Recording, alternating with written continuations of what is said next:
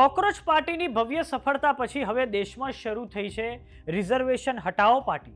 જેમ મૂળ રૂપે પેપર લીક સામે જવાબદેહીની માંગ સાથે અભિજીત દીપકેએ આખું આંદોલન શરૂ કર્યું હતું, એ જ રીતે હવે દેશમાં છેલ્લા 75 વર્ષથી વિવાદનો મુખ્ય અને અતિશય સંવેદનશીલ એવા વિષય આરક્ષણને હટાવવા પર ઇન્સ્ટાગ્રામ પર પેજ શરૂ થયું છે અને એને 4 મિલિયન કરતાં વધારે લોકો જોઈન કરી ચૂક્યા છે.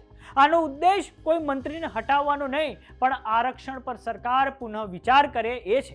આ વિષય પર ગુજરાતમાંથી પાટીદાર અનામત આંદોલન સમયના આંદોલનકારી ચહેરો એવા વરુણ પટેલ શું બોલ્યા છે, આવો સાંભળીએ એમને.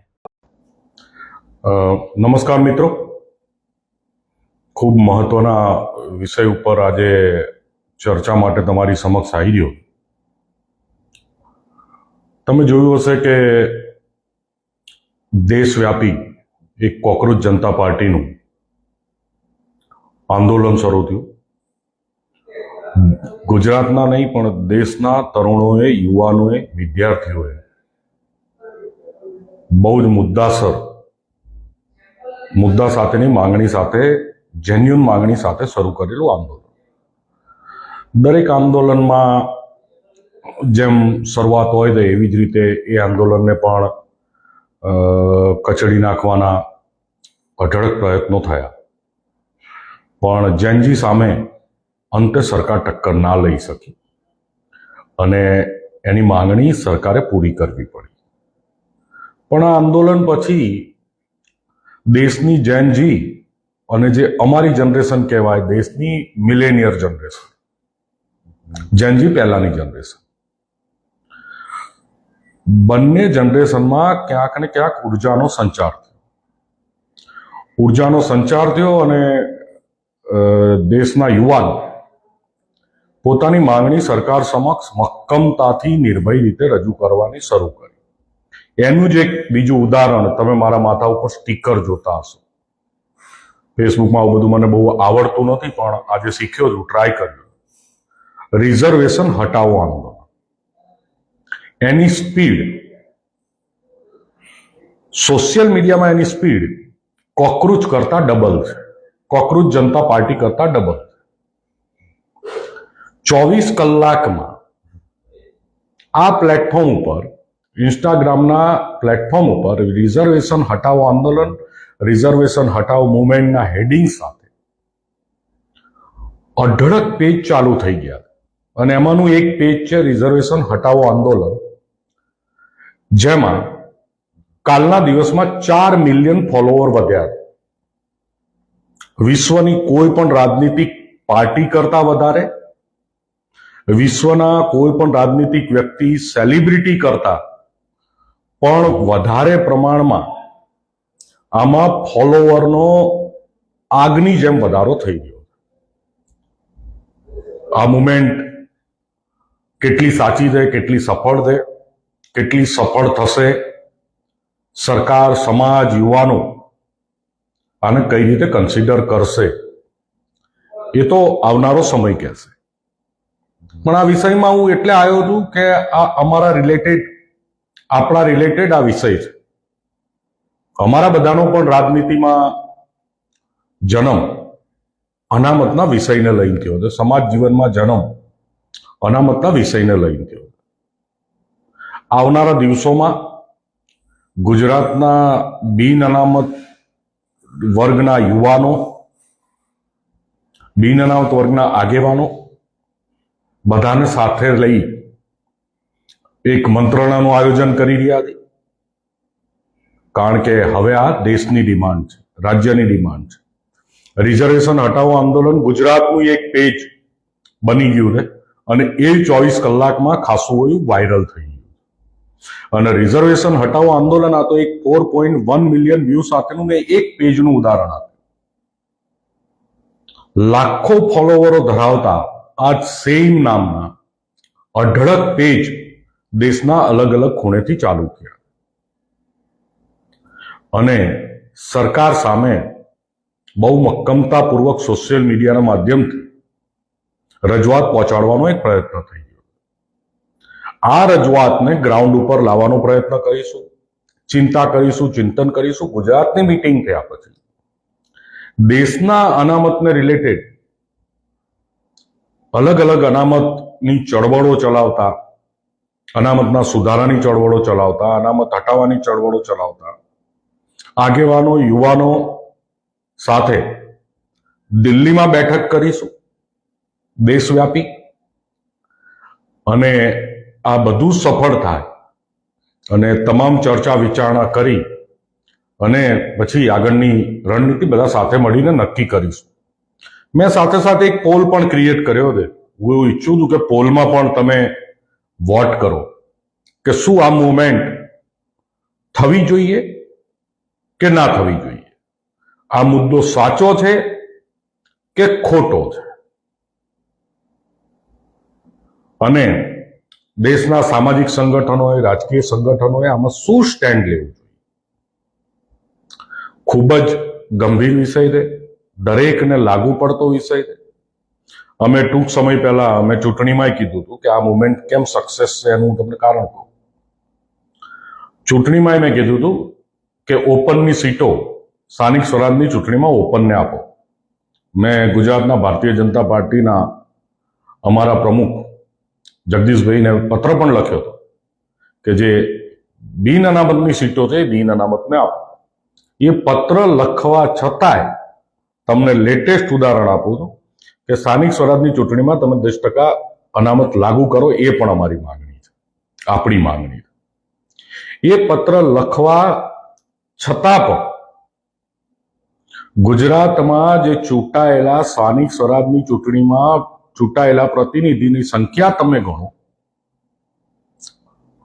તો ખાલી બિન અનામત વર્ગના ભાગે 12 થી 14% સીટો આવી છે. 84 થી 86% ચૂંટાયેલા જનપ્રતિનિધિઓ એ અનામત વર્ગમાંથી આવે. આ એક લેટેસ્ટ ઉદાહરણ, તમને લેટેસ્ટ દાખલો સમજણ પડે આપો. શિક્ષણની ને બધાની તો આપણે વાતો કરીએ જ છીએ, એના તો બધી પીડા જાણીએ છીએ, અને આ રિઝર્વેશન હટાવો આંદોલનમાં ઐતિહાસિક ફોલોવરનો વધારો એ પીડાનું પરિણામ છે. હું એવું માનું છું કે કદાચ આજના દિવસમાં 24 કલાકમાં રિઝર્વેશન હટાવો આંદોલનમાં 10 મિલિયન ઉપર ફોલોવર થઈ જવાના છે. અને આના અત્યારે જો બધા અલગ અલગ પેજનું ટોટલ મારો તો અત્યારે 10 મિલિયન, પણ હું એવું માનું છું કે એક જ પેજમાં 10 મિલિયન ઉપર ફોલોવર થઈ જવાના છે. ક્યાંક ને ક્યાંક જેનજીએ મનોરંજન માટે ચાલતું ઇન્સ્ટાગ્રામ ને ક્રાંતિનું હથિયાર બનાવી લીધું છે. ઇન્સ્ટાગ્રામ એક મનોરંજન કરતા અત્યારે ક્રાંતિનું માધ્યમ વધારે બની ગયું. ફેસબુકમાં જેન મિલેનિયર વધારે છે અને ઇન્સ્ટાગ્રામમાં જેન જી વધારે છે. જેન જી અને જેન મિલેનિયર બેયનું કોમ્બિનેશન થાય, અને આ વિષય એવો છે કે જેમાં જેન મિલેનિયર પીડિત છે, ભૂતકાળમાં પીડિત છે, અને જેન જી અત્યારે પીડિત છે. બેયનો સમન્વય આમાં થઈ રહ્યો છે, અને આ કંઈક નવા પરિણામો લાવશે.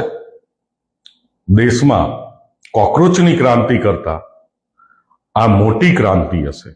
જો આ ક્રાંતિ જામી, સોશિયલ મીડિયામાં જામી છે, એવી જ રીતે જો ગ્રાઉન્ડ ઉપર આ વિષય અને આ ચર્ચા શરૂ થવા લાગી અને આના રિલેટેડ આંદોલનો થયા, તો ભારતના ઇતિહાસનું કદાચ સૌથી મોટું પરિણામલક્ષી આંદોલન હશે.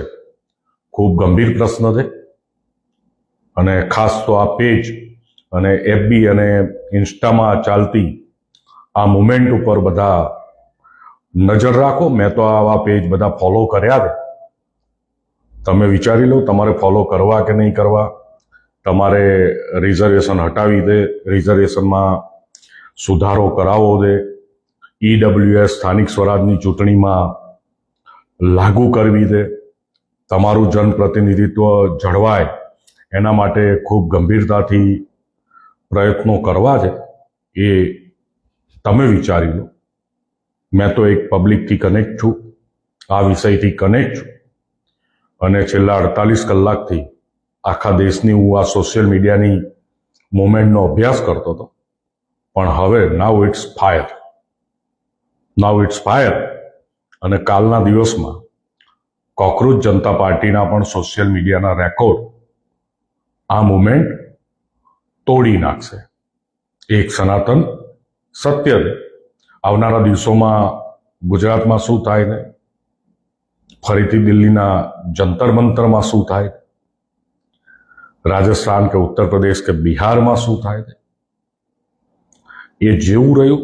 આ મુદ્દાને ગ્રાઉન્ડ ઉપર કેટલો વિદ્યાર્થીનો સપોર્ટ મળે છે, સરકાર શું એક્શન લે છે, ખૂબ ગંભીર વિચારણા સાથેના વિષયો છે. પણ હું વ્યક્તિગત રીતે 100% ગંભીરતાથી એવું તો માનું જ છું કે અનામત પદ્ધતિનું આકલન થવું જોઈએ. 50 વર્ષ 75 વર્ષથી ચાલતી એકની એક પદ્ધતિ છે, એમાં સુધાર થવો જોઈએ. સરકારે સંપૂર્ણ વિચાર કરવો જોઈએ અને આ આંદોલન જેનજી જેવું થાય એ પહેલા જ સરકાર વિચાર કરી અને કંઈક એક્શન લે એવી પણ આપણે આશા રાખીએ. ખૂબ બહુ લાંબી વાત નથી કરવી, પણ થોડા ટાઈમ પહેલા યુજીસીના નિયમો આવ્યા હતા, એમાં સરકારે બેકફૂટ ઉપર જવું પડ્યું હતું, કારણ કે એમાંય બિન અનામત વર્ગના વિદ્યાર્થીઓનું ભયંકર શોષણની શક્યતાઓ હતી. સરકાર બેકફૂટ ઉપર ગઈ હતી અને સરકારે એમાં સુધાર કર્યો હતો. ક્યાંક ને ક્યાંક બિન અનામત વર્ગના લોકો જોડે મોટી શક્તિઓ દ્વારા બહુ મોટા પરીક્ષણો ચાલી રહ્યા કે અમને ટેસ્ટર અડાડો શું કરે. બરોબર ને? તમારે જોવાનું છે, તમારું સ્વમાન છે, તમારું ભવિષ્ય છે, તમારા વિચારો છે. શું કરવું, આગળ વધવું હોય તો સંપર્ક કરીશું આવનારા દિવસોમાં. અને બિન અનામત વર્ગના ઘણા બધા પ્રશ્નો ગુજરાતમાં છે, એના રિલેટેડ પણ વાત કરવાની છે અને એના પણ સોલ્યુશન લાવવાના છે. પણ આ તો રિઝર્વેશન હટાવો આંદોલન તમે ઉપર પેજ જોતા હશો, ખબર નહીં દેખાય છે કે નહીં દેખાતું, કારણ કે મેં પહેલી વાર ટ્રાય કર્યો. ના દેખાતું હોય તો ફરીથી એકવાર નામ યાદ રાખી લેજો. રિઝર્વેશન હટાવો આંદોલન આરે છે અને રિઝર્વેશન હટાવો મુવમેન્ટ ગુજરાત, આ બધાના નામે ઇન્સ્ટાગ્રામ અને ફેસબુકમાં જબરજસ્ત ઐતિહાસિક કેમ્પેઇન ચાલી રહ્યું છે. અને એ કેમ્પેઇનમાં કોઈ દિવસ ના મળ્યો હોય એવો સપોર્ટ અને લોકોનો ઇન્ટરેસ્ટ એમાં દેખાઈ રહ્યો છે. કોઈ ઓર્ગેનાઇઝેશન વગર, સોશિયલ આર્મી વગર, નેચરલ કોર્સમાં. દેશમાં 2 આંદોલન સૌથી સફળ છે. ગુજરાતનું પાટીદાર અનામત આંદોલન કે જે 100% પરિણામ લાવ્યું હતું, અને બીજું આ કોકરોચ જનતા પાર્ટીનું આંદોલન કે જેમાં 100% પરિણામ મળ્યું હતું. કદાચ રિઝર્વેશન હટાવો આંદોલન દેશનું ત્રીજું સક્સેસ આંદોલન પણ બની શકે છે, એવી મને શક્યતા દેખાઈ રહી છે. કંઈ પણ પ્રશ્નો હોય, કંઈ પણ વાતચીત કરવી હોય તો બધા ઓળખો છો, સંપર્કમાં રહીશું, વાત કરીશું. પણ ખૂબ ગંભીર વિષય છે અને લોકોએ પકડ્યો છે, નેતાઓએ નહીં, આપોઆપ દેશના યુવાનોએ ઊભો કરેલો વિષય છે. સરકાર પણ મારા માધ્યમથી, સરકાર તો અમારી ઉપર બધા રડાર રાખતી જ હોય છે, સરકારને પણ મારા માધ્યમથી ખબર પડે, સોશિયલ મીડિયાના માધ્યમથી ખબર પડે. અને મારા ટેલિફોન જે રેકોર્ડ કરતા હોય છે તો ફોન ઉપર અમે આખા દેશમાં જે વાત ચાલુ કરી છે એ ફોનના રેકોર્ડિંગ ઉપરથી સરકારને ખબર પડી જશે. અને આ ઇન્સ્ટાગ્રામમાં તો અને ફેસબુકમાં તો એકદમ ઓપન છે, એટલે સરકાર પણ આમાં પરિણામલક્ષી મહેનત ચાલુ કરે એવી બધા સરકારને વિનંતી કરી હતી. ખૂબ ખૂબ આભાર. આ જામવાનું છે. ખૂબ ખૂબ આભાર. જય સરદાર, ભારત માતા કી જય.